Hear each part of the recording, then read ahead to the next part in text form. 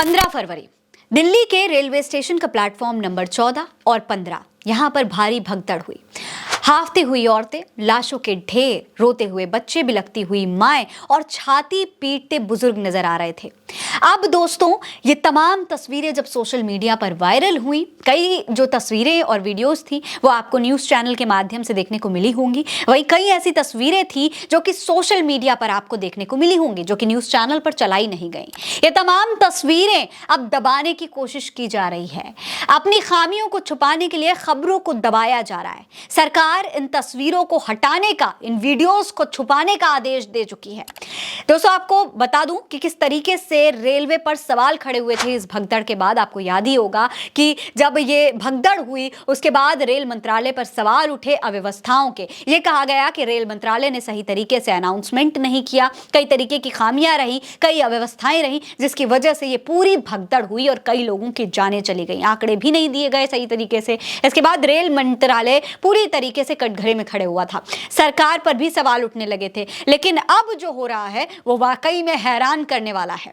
दरअसल अब दोस्तों, इन तमाम खबरों को, इन तमाम तस्वीरों को हटाने का आदेश दे दिया गया है। ये जो हटाने का आदेश दिया गया है वो न सिर्फ इंस्टाग्राम, ट्विटर, फेसबुक पर, बल्कि तमाम न्यूज चैनल्स को भी दिया गया है। जो लोग, जो न्यूज चैनल्स इस तरीके की भगदड़ वाली तस्वीरों को शेयर कर रहे थे, पोस्ट करके सच्चाई दिखाने की कोशिश कर रहे थे, अब उन्हें एक बहुत बड़ा आदेश दे दिया गया है। हिंदुस्तान टाइम्स की रिपोर्ट के अनुसार रेल मंत्रालय ने सोशल मीडिया प्लेटफॉर्म एक्स को नोटिस जारी करके 288 वीडियो लिंक हटाने का निर्देश दिया है। मंत्रालय ने 17 फरवरी को यह नोटिस भेजा था और एक्स को 36 घंटे में घटना से जुड़े सभी वीडियो लिंक्स हटाने का निर्देश दिया था। अब दोस्तों, वो जो 36 घंटे का टाइम दिया गया था वो लगभग खत्म होने वाला है। इसीलिए अब यह खबर और ज्यादा तूल पकड़ने लगी है। दोस्तों, मंत्रालय के नोटिस में कहा गया कि यह नैतिकता के साथ एक्स के कंटेंट पॉलिसी के खिलाफ भी है। इस तरीके के वीडियो सोशल मीडिया पर शेयर होने से कानून व्यवस्था की स्थिति खराब हो सकती है। सभी ट्रेनों में भारी भीड़ है। इसे देखते हुए रेलवे का ऑपरेशन भी प्रभावित हो सकता है। सवाल ऐसे में यह उठता है दोस्तों कि यह बात रेल मंत्रालय को उस वक्त क्यों नहीं समझ में आई जब रेल मंत्री अश्विनी वैष्णव बड़े बड़े दावे कर रहे थे। प्रधानमंत्री नरेंद्र मोदी और सीएम योगी आदित्यनाथ 100 करोड़ लोगों को प्रयागराज में आमंत्रित कर रहे थे। तब ये बात क्यों नहीं समझ आई कि इतने लोगों को एक साथ प्रयागराज में बुलाएंगे तो भगदड़ हो सकती है। सही तरीके की व्यवस्थाएं की जाएं, सही तरीके के ट्रेन चलाई जाएं, सही से अनाउंसमेंट किया जाए, एक टीम बनाई जाए। तब ये बात रेल मंत्रालय को क्यों नहीं समझ में आई थी, जो अब इन खबरों को छुपाने की कोशिश कर रहे हैं। दोस्तों, आपको बता दूं कि जब ये खबर आई थी भगदड़ की, तब रेलवे पुलिस ने बात खुद मानी थी कि प्रयागराज ट्रेन का प्लेटफॉर्म चेंज करने की वजह से पूरी भगदड़ हुई है।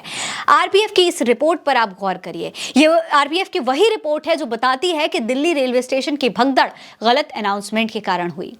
8:45 पर घोषणा होती है कि ट्रेन प्लेटफॉर्म नंबर 12 से जाएगी। फिर अनाउंस किया जाता है कि ट्रेन प्लेटफॉर्म नंबर 16 से जाएगी। भीड़ वहां भागी, जिससे ये पूरी भगदड़ हुई। ये बात आरपीएफ ने अपनी रिपोर्ट में बताई थी। पहले घटना रिपोर्ट करने में ही सरकार की तरफ से कंफ्यूजन हुई, फिर अजीबोगरीब विवरण दिए गए।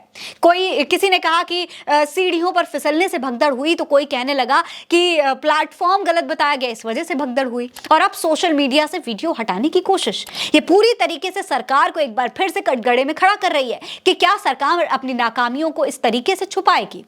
गिनती भी नहीं सही तरीके से दे रहे थे ये लोग। आपको याद होगा कि जब ये खबर आई तो विपक्ष ने सवाल उठाए और कहा कि कम से कम सही आंकड़ा तो दीजिए, कितने लोग मरे हैं, कितने लोगों की जान गई है, उसका एक ठीक ठाक आंकड़ा दीजिए। सरकार वो आंकड़ा भी पेश नहीं कर पाई थी। कुंभ की भगदड़ का भी आंकड़ा नहीं पेश कर पाई थी। लेकिन वो तमाम आंकड़े देने के बजाय वीडियो हटाने पर, खबरों को दबाने पर पूरी मेहनत की जा रही है।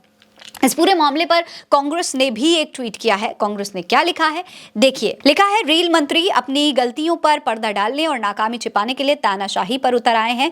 रेल मंत्रालय ने सोशल मीडिया प्लेटफॉर्म एक्स को आदेश दिया है कि नई दिल्ली रेलवे स्टेशन पर हुई भगदड़ के सारे वीडियोस 36 घंटे में हटा दिए जाएं। ये साफ तौर पर से अपनी जिम्मेदारी से भागना है, अपनी नाकामी छिपाना है। कहां तक रेल मंत्री को इस दुखद घटना की जिम्मेदारी लेते हुए इस्तीफा देना चाहिए था, उल्टा वो वीडियो डिलीट करने में लगे हुए हैं। ये बेहद शर्मनाक है। रेल मंत्री ने रेलवे का बेड़ा गर्क कर दिया है। वो मंत्रियों को सुरक्षित सफर और सुविधाएं देने में बुरी तरीके से फेल रहे हैं। रेल मंत्री को तत्काल इस्तीफा देना चाहिए। अब दोस्तों, कांग्रेस साफ तौर पर रेल मंत्री अश्विनी वैष्णव से इस्तीफे की मांग कर रही है। हालांकि दोस्तों, इस पूरे मामले पर यही कहा जाएगा कि राजनीति नहीं करनी चाहिए, सरकार से सवाल पूछने वालों को देशद्रोही कह दिया जाएगा। लेकिन सवाल यही है कि कौन सा सच आखिर छुपाने की कोशिश की जा रही है।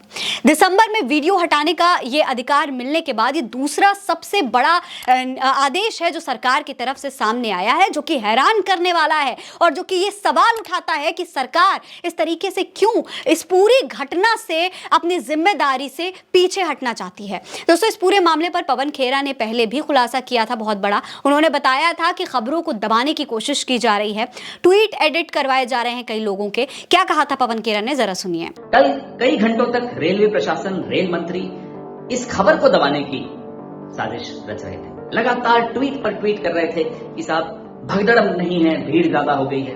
भीड़ क्यों ज्यादा हुई? भीड़ आपकी अव्यवस्था की वजह से ज्यादा हुई। अब जहां भीड़ हुई और अव्यवस्था है, जाहिर सी बात है वहां भगदड़ होगी। अब पता चल रहा है कि लगभग 15 मौतें हो चुकी हैं। कल रात को जब दिल्ली के उपराज्यपाल ने ट्वीट करके ये मौतों पर खेद व्यक्त किया तो उनसे ट्वीट एडिट कराया गया। इस सरकार को ये चिंता नहीं है कि इन मौतों को कैसे रोका जाए।